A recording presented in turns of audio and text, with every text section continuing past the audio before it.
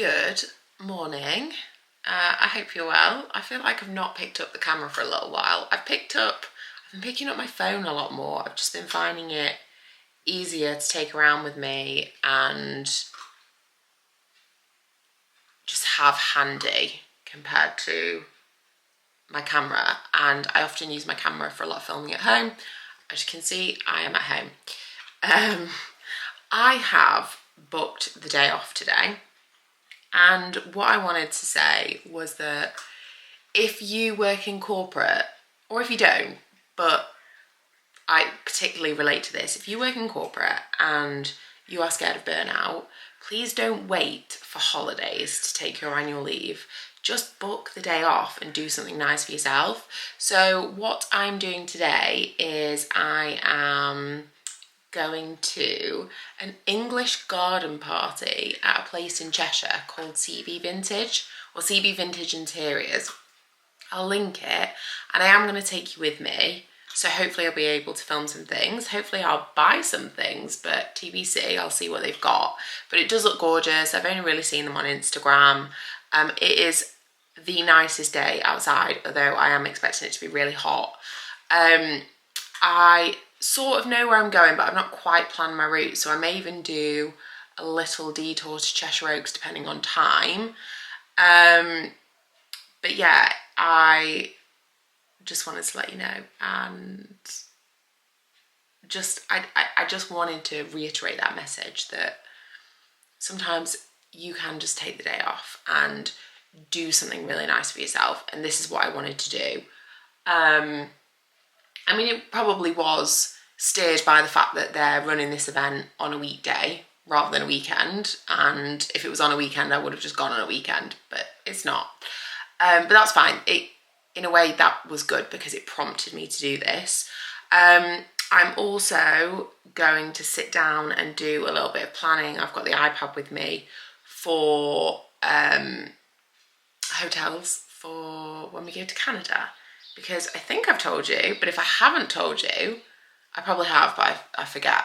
We are going on a ranch holiday. Well, we're going to Toronto and then we're going to a ranch, but we need to plan. We're driving from Toronto to where the ranch is, and that's going to take us 4 days. So we need to book accommodation for that 4-day period. So I'm going to take the opportunity to do that and plan. So I'll do that. Right, I've just finished up what I'm doing, and oh, it's dark in here. In fact, it's so dark in here that actually it's really cool in here. I've just shut the door. Do you know what? It's actually not too bad outside yet, but you can tell it's going to get really warm. I'm just going to make a coffee, and then I need to go upstairs, wash my hair, get ready to go out. I've just been outside to look at the state of my hydrangeas because they are falling over a little bit. I did a video recently that was about my mum coming to help me at the garden centre and fix my garden, and I am not joking, the slugs have eaten everything. I've had pellets down, I've had spray down, I've had eggshells down, and well, it's not deterred them. So actually, in fact, let me show you what I bought. Where can I put you for a second? Maybe here, one sec. I got a bunch of stuff from Amazon. I really should put you on my tripod because, in fact, why don't I just sit down? My hydrangeas are a bit kind of falling over rather than standing up straight, and I think it's partly because when they get rained on, that doesn't help. Also, I desperately need to move the roses, but because I didn't do it over winter because I didn't realise that I needed to. I am just going to have to wait until, well, autumn. I have to wait to dig them up, but they are really crowding the hydrangeas, which is a little bit annoying. But anyway, so Mum thinks I've got vine weevil. She keeps telling me everything is vine weevil, even though I've told her I can see the slug trails on things. She's convinced I have vine weevil. So to satisfy her, I've got some vine weevil killer. Copper tape. I've heard this is actually good. So I'm going to get some copper tape. well, I've got the copper tape. I'm going to put down some copper tape. I don't know if it's sticky. Yeah, it's adhesive. Ugh, just pictures of slugs. Really gross. And then what else did I get? Oh, they're just some bags for duvets to be stored in. Oh, they are tiny. That is not... Wow, what did I actually pay for this? I think I paid quite a lot of money for this tiny little bag. What does it say? I mean, it does say that you just need to distribute it evenly. They're supposed to be discs.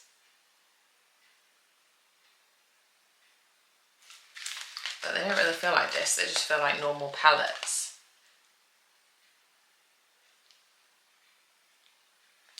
Use only 40 lentils per 0.6 metres. So the way it kind of shows it in the picture is like you only need one, like you spread them few and far between rather than big lumps like that, which I understand, but I mean, I don't know if you probably can't see through the bag, but when they describe them as lentils, they're like tiny, so. Anyway, I'll try that later. Oh God, look, just, gives me the creeps. Although it's not really going to do anything about the fact that they've eaten stuff already. I'll tell you what though, the sun has really scorched my other hydrangea, which is really upsetting because my Annabelles are thriving and my new purple and green hydrangea is not thriving. We also need a new hose pipe because well, it was getting a bit broken anyway, and then I really broke it jet washing the car. So I've been doing the garden with a, what's the word I'm looking for? Watering can, which is high effort. I mean, fortunately there's been quite a bit of rain recently, but I'm going to have to get back out there and get the watering, God, I cannot speak today. Get the watering can out. Come on, Laura, get with it. You're wasting your day off thinking about tripping over your words.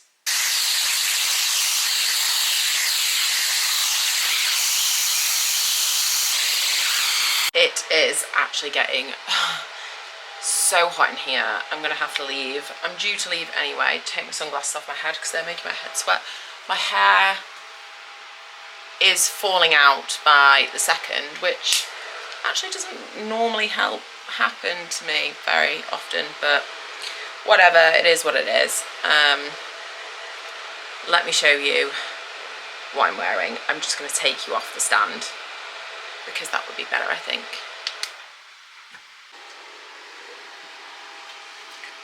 So this, guys, is the outfit. My hair is rapidly falling out by the minute. I'm sweating so much. I have 2 fans on. Here is the little outfit of the day. I'm not sure it quite gives the effortless vibes I was looking for. Maybe it's a little bit too scruffy. But I've got a black M&S satin and lace trim strappy top. I've got this white cotton skirt that I've been living in lately. I actually didn't think I would like it very much, but I do love it. It's from Sainsbury's. I've got my black pointed toe slingback shoes from Topshop. I think I got them from ASOS. You know when Topshop moved over to ASOS after years of having disappeared. Mulberry bag, and sorry, I was missing the linen shirt, wasn't I? This is just a linen shirt from H&M. And then I have some tortoiseshell D&G sunglasses. I don't really suit black sunglasses. So yeah, that's the fit. Let's go to Cheshire vintage shopping. I am actually really excited. I think the fact that it's a little bit of shopping, a little bit of, oh God, excuse the old cushions in the background on the bed. I'm actually hoping to get some more cushion covers today. I might not, but yeah, just ignore that. This bedroom is still not finished. I need curtains, I need cushion covers, I need pictures. So yeah, I'm hoping to pick up a few bits. I think they do a little bit of old, a little bit of new. So let's see what we can find. But I think what's really exciting me about it is that, yes, it's just a vintage interior shop. Well, not just, it is a vintage interior shop. That's exciting enough in itself. But they've done a little bit of an English garden party. So I think they'll have drinks and snacks, and they've got a little bit of an outdoor tent and things like that going on. So yeah, I'm excited. Oh, what a day. I have been, oh my goodness me, the world's biggest moth just flew out from underneath this chair. Ugh. Oh, gives me the creeps. I've been an awful vlogger today, like really awful. I thought I was getting better at it, but today proves I have not. I've taken some short videos of where I went today, which is a place called CB Vintage Interiors in Horton in Cheshire. So maybe I'll just insert some clips of what it was like, because it was absolutely gorgeous. I loved it, and I'm going to show you what I bought as well. So this can be my little vintage shopping haul. It took me about an hour and a half to get there, because it's, well, Cheshire and Manchester obviously border each other, but I'm at the opposite end of Manchester and it was at the opposite end of Cheshire. So yeah, it took about an hour and a half to get there. Gorgeous place. I mean, kind of middle of nowhere really, off the beaten track, but really pretty. So many farms. Yeah, so much countryside and all of that. Really nice. So it is a lady called Claire who runs it. It's her business. It's from home. I wasn't really sure whether to expect it to be a shop or her home. But it's run from her home. So she's got a couple of stables, and then she's got like a big gazebo tent type thing that she puts up. And I don't know if that stays there all of the time or comes up and down. The business only started in October, so I guess that's a bit of TBC. And she's open, I believe, Wednesday, Thursday, Friday, Saturdays. But let me check, because I could be wrong. Let's see. CB Vintage Interiors. Yeah, Wednesday to Saturday. And she opens late on a Thursday actually. So that's good if you want to go after work. Yeah, started the business in October, and then it was run from, as I said, the stables, and then throughout the summer months she started to put up this gazebo so things can be outside. And she's run a couple of afternoons that are a little bit themed, you know, something nice to eat, drink while you're browsing. So today it was English garden party, so there was pims being served, little finger sandwiches, nibbles, things like that, which was a really, really nice touch. And Claire and all of the people that she had working with her, who I believe were sort of family and friends, made everyone feel so welcome. Everybody said hello to everyone. They were so interested in how we found out about CB Vintage Interiors, some of the things that we liked, just really took an interest in us being there, which was so nice. And I ended up buying a few things. I also forgot to pick up one thing, which I went back for, but it's fine. So, I don't even know where to start. First thing I bought was, I didn't really go with anything in mind other than things that might look nice in the back bedroom, but also there were a couple of things that I thought I might like for, you know, the garden or tablescaping and things like that. So when I saw bits that fit into what I was after, I thought now is the time to get those. So the first thing I got was this galvanized steel like dairy can, and it's got some ivy, is it an amaryllis? Can't remember.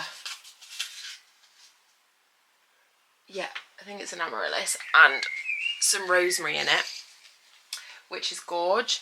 I got it more for the planter, but I didn't actually think about it at the time, sorry, that it actually came with the plants in it, which is a really nice touch actually, because it feels like you're getting something ready-made. I mean, obviously you can switch things out, and maybe over winter I'll change it up, something like that, but that was really nice because that can just go straight out rather than me now having to think of what to fill it with. So that I thought was really pretty. And then I got this urn, and I've seen a few urns on the internet, which is why when I saw this one I was like, I've got to have that. And again, came with the little plant inside it as well. So I thought that was really cute. I like that. They would make nice tablescapes, they would look nice on a patio, they would look nice in the middle of like your garden table, or a coffee table outside. I also think as long as you have the right things in them, they would look nice on windowsills or inside as well. So yeah, super happy with those. Now this is the thing that I forgot but I did go back for, and it wasn't actually for sale, but it was a book, and it's called The Big Book of Gardening Illustrated, and it's this mega old book, and there is just literally, I mean, it's full of all things gardening. So it says, a comprehensive guide for the home gardener, giving all necessary advice on the culture of flowers, vegetables and fruit, by Charles Boff. I wonder when it was published actually. I don't know if it says.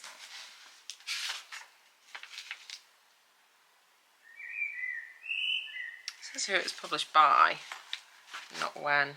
But there are things in here from different plants specifically, so how to grow them, how to prune them, that kind of thing.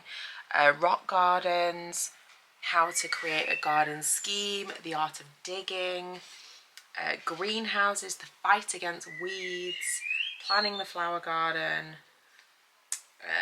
paths and edging, climbing plants and hedges, flowers in detail.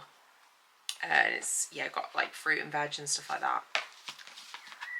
Oh my god, I've been after a book like this for so long. Something that looks nice decoratively but isn't too in your face, but something that I actually could pick up and read. So as I said, this wasn't for sale, but Claire let me buy it. I'm so happy with this.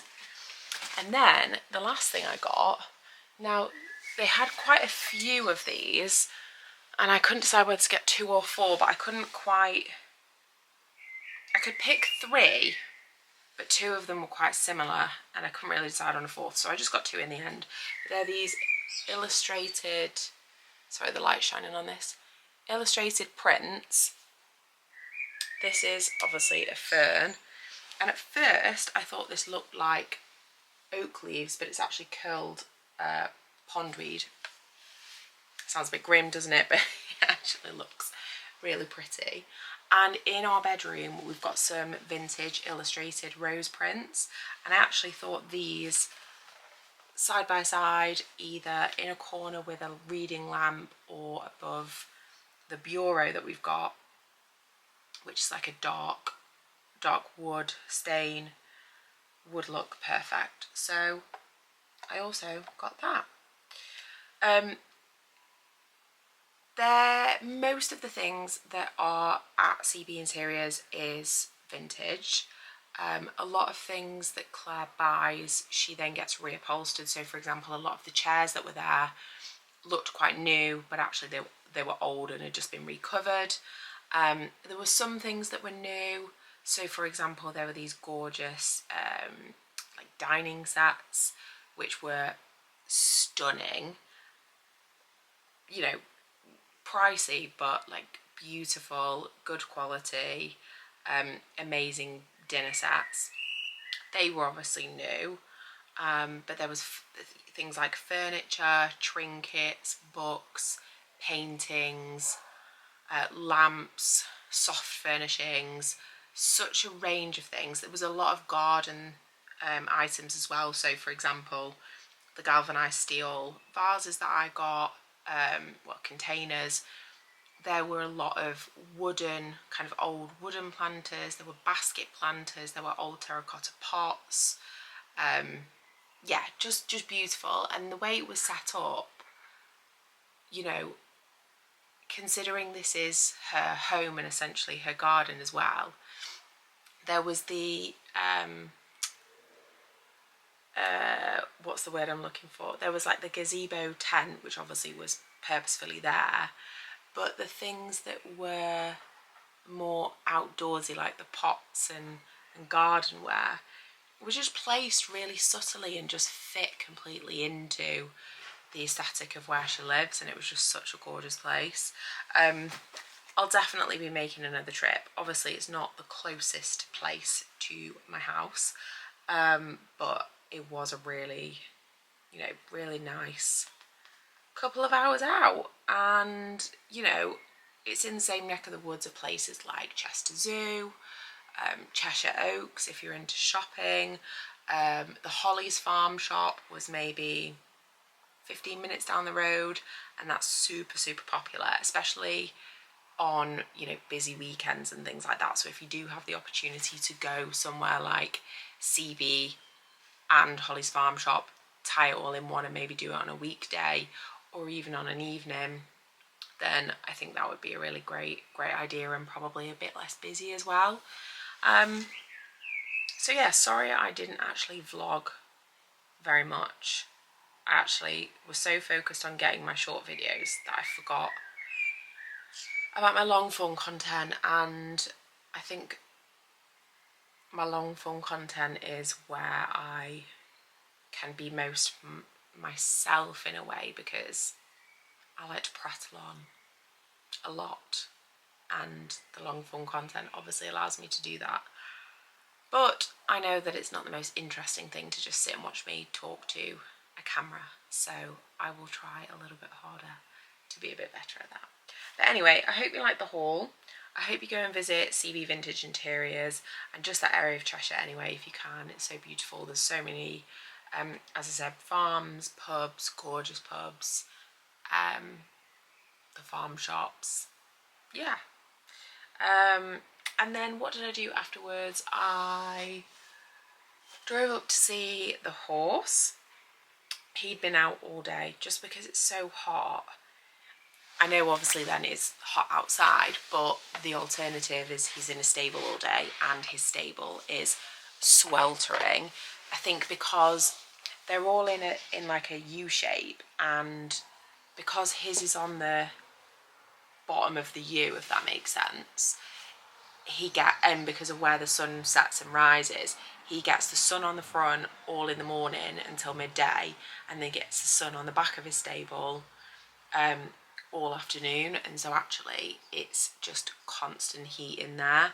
So, and he's quite a sweaty pony anyway, so he is better off being out in the field. And the field that they've got at the minute actually gets a lot of shade from the afternoon, and I'd say by, what time did I get there? I think I got there about 6:30, and pretty much the whole field was in shade by that point. Bear in mind it is still, you know, it was still like 26, 27 degrees at 6:30 this evening. So it is better, but maybe about half of the field is in shade by, you know, lunchtime. So I think that was a good move. The only trade-off though actually is the flies are horrendous, and as we're speaking I can feel, well I can see actually, I've got a bite coming up on my ankle and it's itching me so much. I've had one on my arm all week. They are just relentless, and the horse flies are just awful. So we've really had to keep on top of fly masks, fly gel, fly nets, all things like that to try and keep them happy. The flies are making them a bit miserable, but I think being in a sweaty, horrible stable, not being able to eat all the grass you want and move around is probably worse. So I would rather that. I feel really disorientated now because it's Thursday and obviously I've taken a day off work to do this. So it feels like a Friday or Saturday night, but obviously I need to get up and go to work tomorrow. Although I am working from home, so that's actually not so bad. But I do have a few calls in the diary. You know when you've got calls that are sporadic throughout the day, like I'd rather just get them all done, bam, bam, bam, in the morning or the afternoon. But I've got a call and then an hour and then a call and then an hour. But yeah, I think it's supposed to be quite hot again tomorrow, which I don't love working from home when it's hot, but also I like working from home generally. It just feels a bit more relaxed. Got Pilates in the morning, so I'm looking forward to that. I was hoping to get onto a Pilates class today, but it was full. And I was on the wait list, but a space didn't open up for me, unfortunately. So I'll get into Pilates tomorrow. I'm probably going to go for a walk now and then go to bed. One other thing that I've been meaning to do over the last couple of weeks is make a ciabatta. So you might have seen, or you'll know from previous videos, that I have in the past made sourdough, keep a sourdough starter, and can I be really frank, like I just can't be bothered with it anymore. I know it's not, you know, some people make a big fuss of it in terms of how much effort you have to put into it. Others, you know, say that it's really not that much effort. But remembering to do enough to keep it alive all of the time when you're really busy and actually don't have a regular churn out of bread is a bit inconvenient and feels a bit wasteful.